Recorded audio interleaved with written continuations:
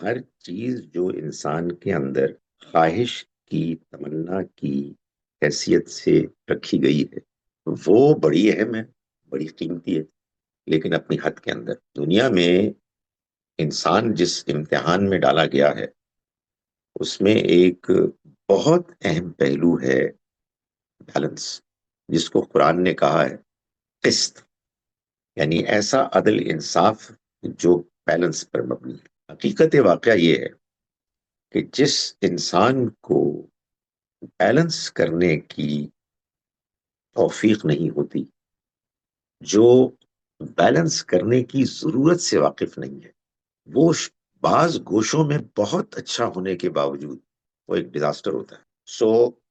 یہ ہماری پروجیکشن ہمیں آگے اپنے وجود کو دیکھنا ہے، اپنی نسلوں میں ایک نیچرل سی چیز ہے، مگر اس کو اخلاقی حدود کے اندر بیلنس کرنا ہے۔ ریالٹی جو ہے اس کو سامنے رکھ کے ہمیں بیلنس کرنا ہے، اور ہر چیز کو وہ حدود ہیں جو اللہ نے ہماری فطرت میں بھی رکھی ہوئی ہیں، اور پھر ان کو سپیل آؤٹ کیا ہے اس نے اپنی شریعت میں، اپنے پیغام میں۔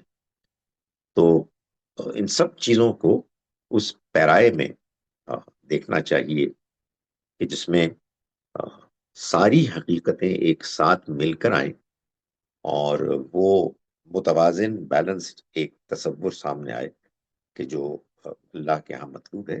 ظاہر ہے یہ ہے ایک ایلوسو چیز، یعنی ایسا نہیں ہے ایک پرفیکٹلی بیلنسڈ کوئی آپ کو شخصیت ملے۔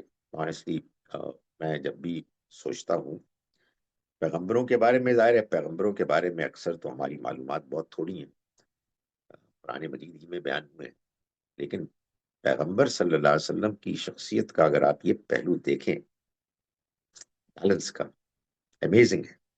یعنی ہر چیز ہے لیکن ہر چیز اپنے اپنے دائرے میں، جہاں کہیں اونچ نیچ ہوئی اللہ نے اس کو ٹھیک کر دیا۔